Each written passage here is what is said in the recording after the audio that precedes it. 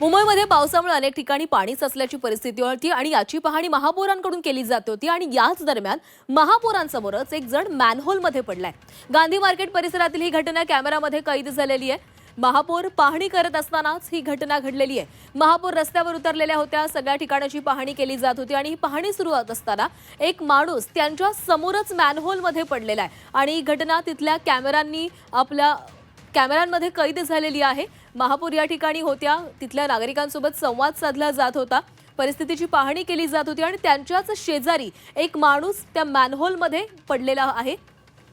मॅनहोलची झाकण सध्या उघडण्यात आलेले आहेत। पाण्याचा निचरा व्हावा यासाठी प्रशासनाकडून प्रयत्न केले जात आहेत, मात्र या मॅनहोलमध्ये माणसं पडतात आणि ती जखमी देखील होत आहेत। महापौरांसमोरच ही घटना घडलेली आहे। जर मॅनहोलचे झाकण उघडलेले असतील तर त्या ठिकाणी खबरदारी म्हणून काही साईन्स लावणं किंवा त्या ठिकाणी कोणी इतर व्यक्ती असणं खूप गरजेचं आहे, कारण अनेक जण प्रवास करत असतात। पावसाळ्यामध्ये अशा मॅनहोलचा अंदाज नागरिकांना येत नाही आणि अनेक नागरिक या मॅनहोलमध्ये पडत असतात। अशीच घटना ही मुंबईमध्ये घडलेली आहे। गांधी मार्केट परिसरातली ही घटना आहे आणि या संदर्भात अधिक बोलूयात। आमचे प्रतिनिधी कपिल राऊत आपल्यासोबत आहेत। कपिल, महापौर पाहणी करत होते, कशा पद्धतीने आम्ही चांगली कामं करतोय, प्रशासन सज्ज आहे, प्रशासनाकडून लक्ष ठेवलं जातंय असं सांगत असतानाच त्यांच्याच शेजारी एक माणूस मॅनहोलमध्ये पडतोय।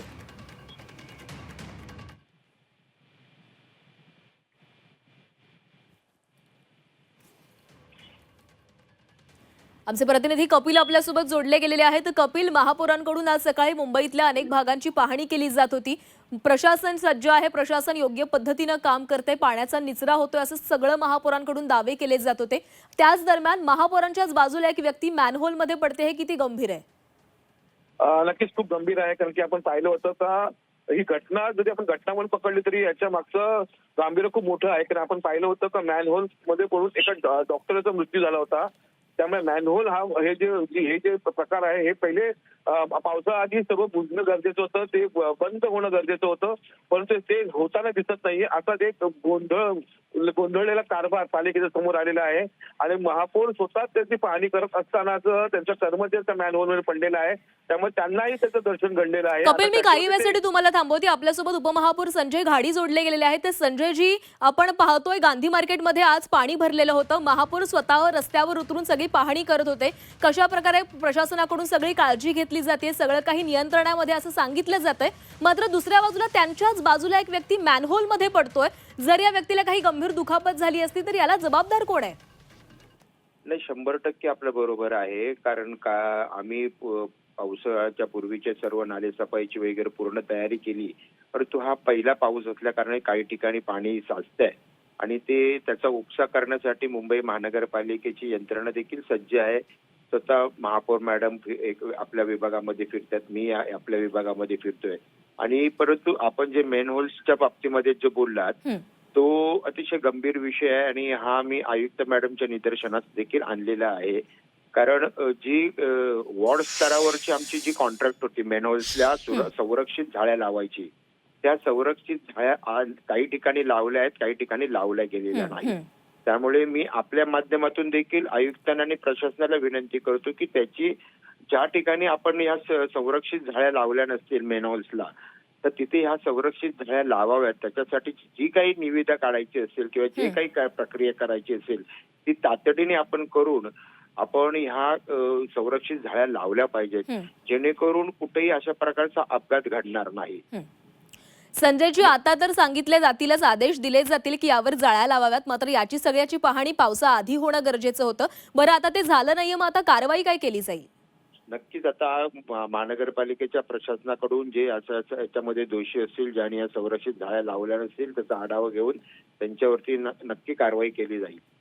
संजयजी, तुम्ही मगाशी बोलताना असं म्हणालात की महानगरपालिकेकडनं जे पंप लावण्यात आलेले आहेत, पाण्याचा निचरा व्हावा, ते काम करतायत, मात्र सकाळचीच घटना आहे। गांधी मार्केटमधले जे पंप होते ते बंद होते, कार्यान्वित नव्हते, तांत्रिक बिघाड झालेला होता आणि त्यामुळे ही सगळी परिस्थिती ओढावलेली होती। या सगळ्याकडे आधीच लक्ष दिलं जायला हवं होतं ना? अगोदर 15 तारखेलाच आम्ही हे संदर्भामध्ये आपण 547 ठिकाणी पंप लावलेले आहेत आणि 7 ठिकाणी मोठे मोठे पंप लावलेले आहेत पाण्याचा उपसा करण्यासाठी। आणि अशा काही ठिकाणी तांत्रिक जर अडचणी निर्माण होत असेल तर त्याचं डायरेक्ट रिपोर्ट ह्या अतिरिक्त आयुक्त संबंधित विभागाचे यांच्याकडे जातो आणि त्यावरती लगेचच कारवाई करून तिथे रिप्लेसमेंट देखील केली जाते आणि ती प्रशासनाने केलेली असेल नसेल तर त्या संदर्भातले निर्देश आता मी त्वरित प्रशासनाला देतो. संजयजी, मी काही वेळासाठी तुम्हाला असेच जोडले राहण्याची विनंती करते. आपल्यासोबत मनसेचे यशवंत किल्लेदार जोडले गेलेले आहेत. यशवंतजी, सध्या मुंबईतली अवस्था काय आहे आपण पाहतोय. पहिलाच पाऊस झालाय, पावसामध्ये मुंबई तुंबलेली आहे.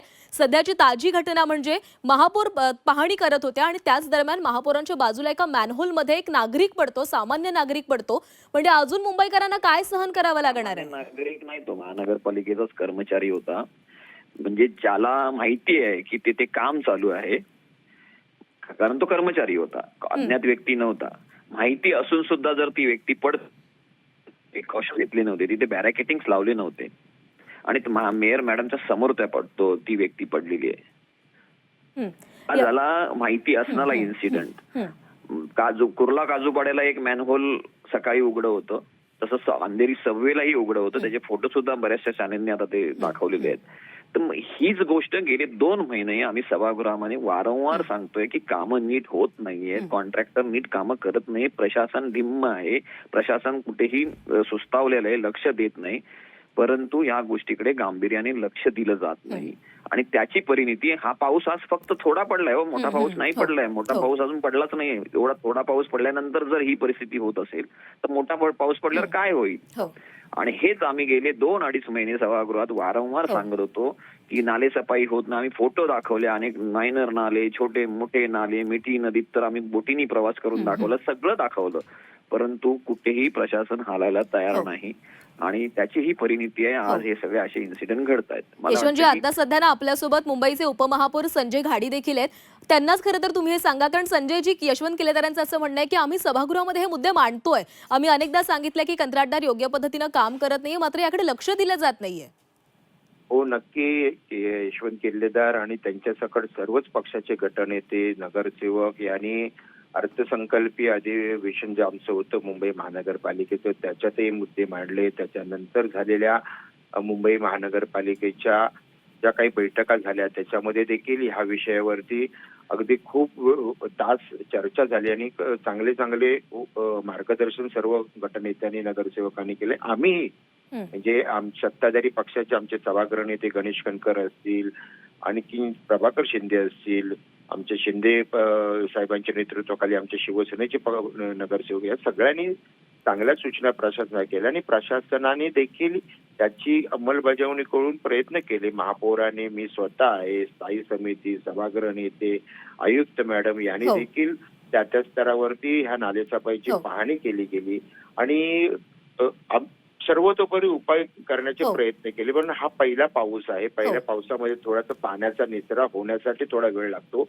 संजयजी, पहिला पाऊस जरी असला तरीही अशा गोष्टी घडणं अपेक्षित नाहीये. आज एक प्रशासनाचा अधिकारी यामध्ये पडतो, उद्या सर्वसामान्य नागरिक देखील पडू शकतोय. यशवंतजी, तुम्ही काय सांगाल यावर? 100% पाऊस आहे, मी मान्य करतो. पहिल्या पावसामध्ये पालापाचोळा, कचरा वगैरे ह्या गोष्टी होऊन कदाचित थोडीशी तुंबण्यासारखी परिस्थिती काही ठिकाणी होऊ शकते, जिथे सकल भाग आहे तिथे.